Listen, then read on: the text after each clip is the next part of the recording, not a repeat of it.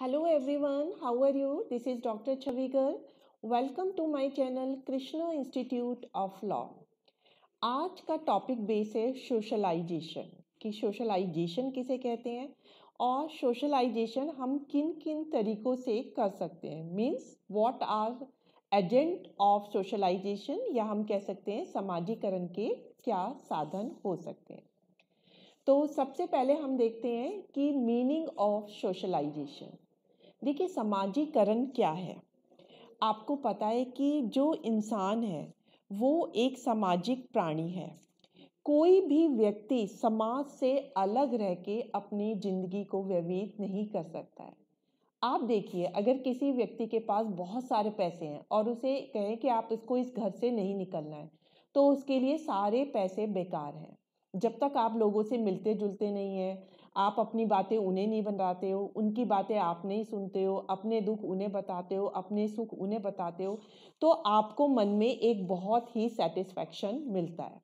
तो हमने देखा कि ये जो है सामाजिक लोगों से बोलना मन को एक बहुत संबल बहुत शक्ति देता है। इसके बिना जो है लाइफ बिल्कुल नहीं है। इसीलिए कहते हैं कि अगर आप पिंजरे में किसी पक्षी को कैद कर देते हो तो उसकी कोई लाइफ नहीं होती।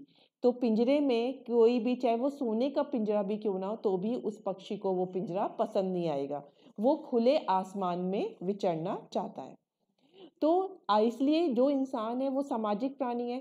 वो भी जो है फ्रीडम से जो है हर इंसान से बात करना चाहता है। वो चाहता है मेरी समाज में कुछ इज्जत होनी चाहिए, पद होनी चाहिए, प्रतिष्ठा होनी चाहिए। तो इसके लिए वो लोगों से बातचीत करता है। जब वो लोगों से मिलता जुलता है, बातचीत करता है, तो उसे समाज के कायदे कानून के बारे में पता चलता है। उसे ये समझ में आता है कि समाज के क्या कायदे कानून है, क्या प्रथा है, हमें समाज में किस तरह से बोलना है, किस तरह से नहीं बोलना है, कौन सी चीज़ें लोगों को अच्छी लगती है, हमें उसी हिसाब से अपनी लाइफ जीनी चाहिए। तो समाज के लोगों से बोलकर समाज की प्रथा के हिसाब से अपने व्यवहार को संतुलित करने को ही आप समाजीकरण कहते हैं। और समाजीकरण में ये नहीं है कि आपने आज बोला और आप सब चीज़ें सीख गए कि समाज के क्या कानून है। ये तो लाइफ लॉन्ग प्रोसेस चलता ही रहता है। आप जितने ज़्यादा लोगों से बातचीत करते हो उतनी ही आप उनकी अच्छी या बुरी बातों को सीखते हो और आपकी बातों को वो सीखते हैं।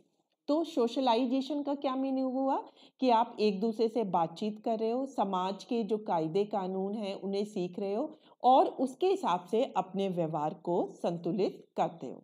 तो ये होता है आपका सोशलाइजेशन। सोशलाइजेशन से जो है आप अपने जो है बिहेवियर को कंट्रोल करते हो, उसे मोल्ड करते हो।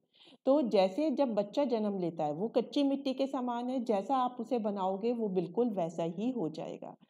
जैसे आपने मैंने पहले भी एक बताया था कि अगर दो तोते भाई भाई थे, एक को जो है मतलब जो है डाकुओं ने पाला तो वो गाली देना सीख गया, एक को संतों ने पाला तो वो राम राम कहना सीख गया। तो देखिए सोसाइटी का इतना फर्क पड़ता है। आप जैसी सोसाइटी में रहोगे तो आप वैसा ही बिहेवियर बनाएंगे।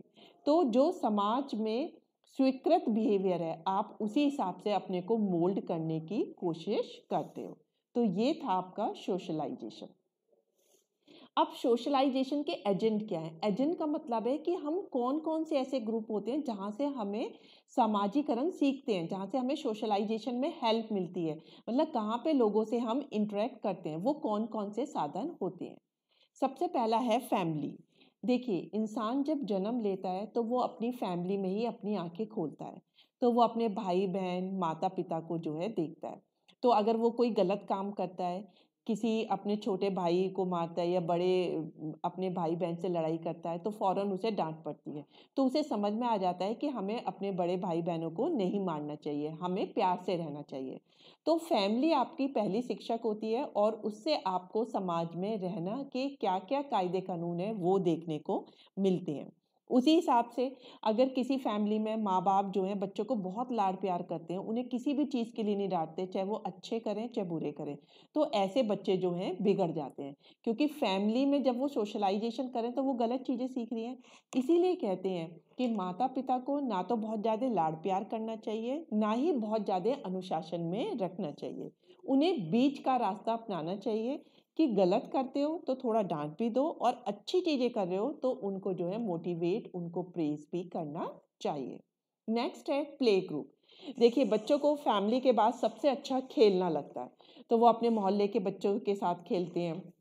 खेल खेल में उनकी लड़ाई भी होती है, तो कभी कभी आपने देखा होगा लड़ाई में माँ बाप तो पड़ जाते हैं, लेकिन बच्चे जो हैं फिर से जो हैं दोबारे उन्हीं बच्चों के साथ खेलना शुरू कर देते हैं। तो बच्चे ज़्यादा इंटेलिजेंट हो जाते हैं, क्योंकि उन्हें पता है कि ऐसी लड़ाइयाँ तो चलती रहती हैं। आज हमने लड़े हैं तो कल वो बिल्कुल अच्छे से बात करने लगते हैं। तो कभी कभी माँ बाप को भी बच्चों से सीखना पड़ता है कि देखिए, बच्चे हर चीज़ भूल जाते हैं, तो हमें भी बच्चों की लड़ाई में अपने आपसी संबंध को खराब नहीं करना चाहिए। और खेलते समय आपको कभी-कभी हार भी मिलती है, कभी-कभी जीत भी मिलती है। तो आपको ये समझ में आता है, हार जीत एक ही सिक्के के दो पहलू हैं। तो हार जाओ तो आपको और कोशिश करनी चाहिए कि जिससे कि अगली बार जीत मिले, और जीत जाओ तो आपको जो है जो पोजीशन है उसे मेंटेन रखना चाहिए, ताकि आप हारो ना। और अगर आप हार रहे हो तो आपको देखना चाहिए कि आपकी कुछ गलतियाँ हुई होंगी, इसकी वजह से आपको हार होती है। तो आपको एक टीम वर्क में वर्क करना आता है।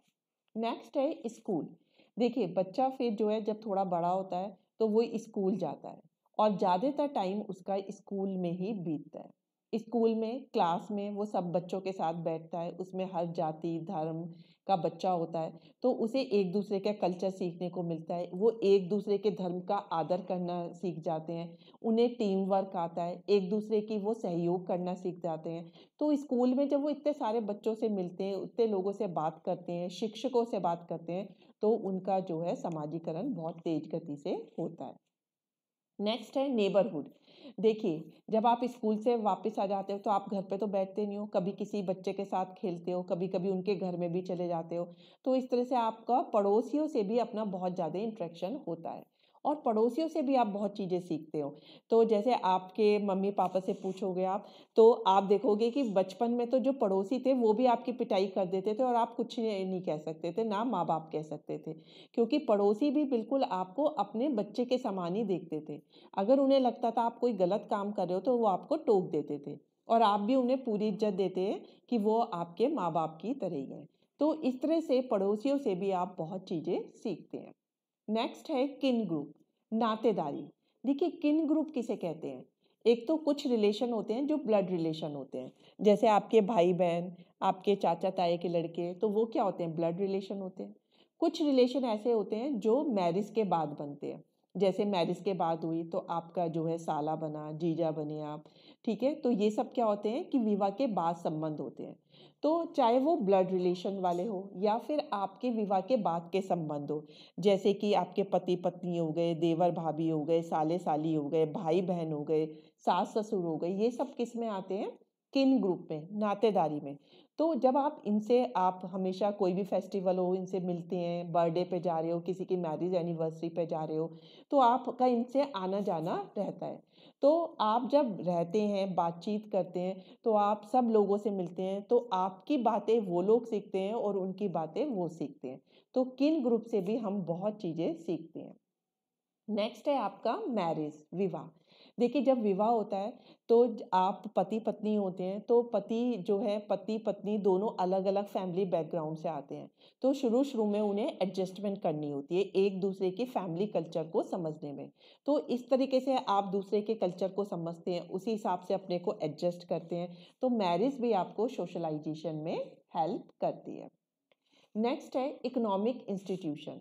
देखिए, इकोनॉमिक क्या होता है कि अगर आप कोई जॉब कर रहे हैं, तो आप अपने ऑफिस में गए हो, तो आप वहाँ पे देखते हो कि भाई डिसिप्लिन होता है, आपको टाइम से आना है, टाइम से जाना है, आपको जो है अपनी परफॉर्मेंस अच्छी करनी है, आपको गॉसिपिंग नहीं करनी है, आपको जो आपके ओनर हैं उनको जो है आपको बिल्कुल भी उनकी बुराई नहीं करनी है। तो आर्थिक संस्थाओं में जाके आपको बहुत सारी चीज़ें जो है समझ में आती है। नेक्स्ट है रिलीजियस इंस्टीट्यूशन। धार्मिक संस्थाएं भी हमें बहुत सिखाती हैं, जैसे आप मंदिर में जाते हो या किसी सदगुरु के सदवचन सुनने के लिए जाते हो, कहीं पे भागवत कथा होती है, कहीं पे कीर्तन हो रहे होते हैं, कहीं पे खाटू श्याम जी का कीर्तन हो रहा है। तो ये सब चीज़ें जब वहाँ पे भजन होते हैं, भगवान के भजन गाए जाते हैं, वो आपको भगवान से रिलेटेड कथाएं सुनाती हैं, तो आपको बहुत सारी चीज़ें पता चलती हैं। आपके जीवन में नैतिक मूल्यों का संचार होता है। आप जो है मर्यादा पुरुषोत्तम की तरह रहना चाहते हैं। आप अपने माँ बाप का आदर करना सीखते हैं। आपको लगता है कि अपने परिवार में हमें सभी की हेल्प करनी चाहिए। तो ये धार्मिक संस्थाओं में जब हम जाते हैं तो इनसे हम बहुत सारी चीज़ें सीखते हैं। नेक्स्ट है कल्चरल इंस्टीट्यूशन।